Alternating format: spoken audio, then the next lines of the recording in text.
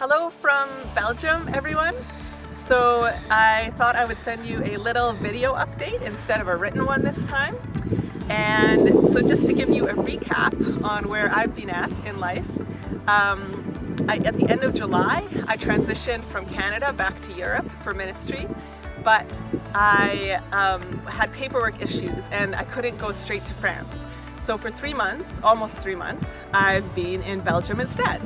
And I've been at the Operation Mobilization Base, the OM base just outside of Brussels, living and partnering with them a little bit in their ministry. Finally, this is the week to go back to Paris, and I leave on Thursday for Paris. Please be praying for me in that transition because I'll be driving down, and pray for safe travels. And pray as well against spiritual warfare. There's been a series of small things this week that have been challenging and difficult, and have just felt like warfare in this season. So please pray for me in that. But I thought I would share a little about what I've been doing or seen in Belgium, and also what I'm looking forward to in France. So I'm actually standing in front of the DOORKIJKKERKJE, which is the see-through church, as you can see, obvious. Good name.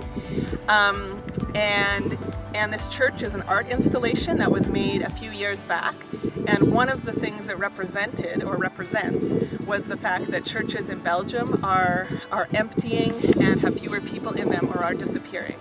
And so it's similar to France in that way, in that there's a lot of that. And so please remember to pray for Belgium as well as France, Western Europe, that God would do a work here, that we would be able to see amazing things. And pray that this building would come to resemble the fact that the church is see-through, transparent, welcoming, that anyone can come in and be loved and know Christ. So pray for that. And in Belgium, I've done some very similar ministries to in Paris. I have been able to partner with a Belgian organization called HET that works with victims of anti-trafficking, victims of domestic abuse, and all sorts, anything surrounding that. And so I've been able to get involved with their group, which is hopefully being encouraging and a blessing to them, but also given me a vision and an idea of how they do things and what they're doing. So that's been good. I have also gotten more involved with some online group discipleship, leadership meetings, and prayer and planning meetings back in Paris.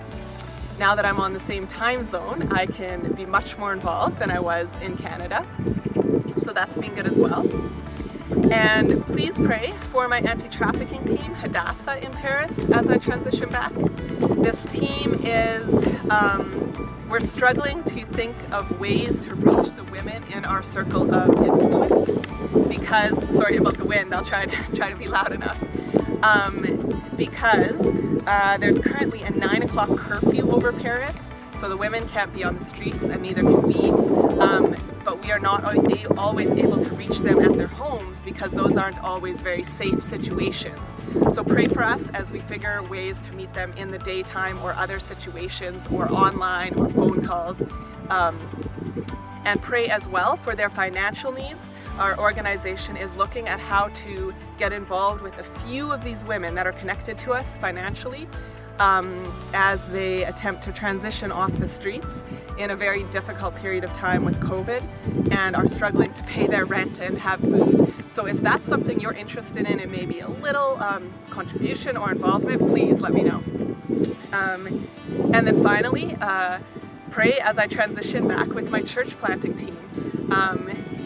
My teammates have been working with the COVID situation in Paris for months, but I haven't been, so that will be new for me.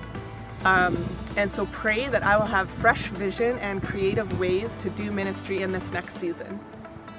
Both Belgium and France are in the middle of really bad second waves of COVID, and so both countries are considering large lockdowns again.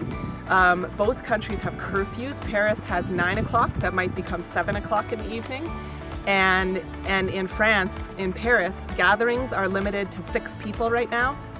And so there is a lot going on in the hospitals, in the healthcare system, in the entire COVID situation around Paris. So please pray that God would be at work in that God would be meeting people in that, and pray for myself and my team as we look for fresh and creative ways to share Christ in this season of ministry. So thank you for the involvement you've had in my life and my ministry over the years, and the next time you hear from me, I guess it will be from Paris.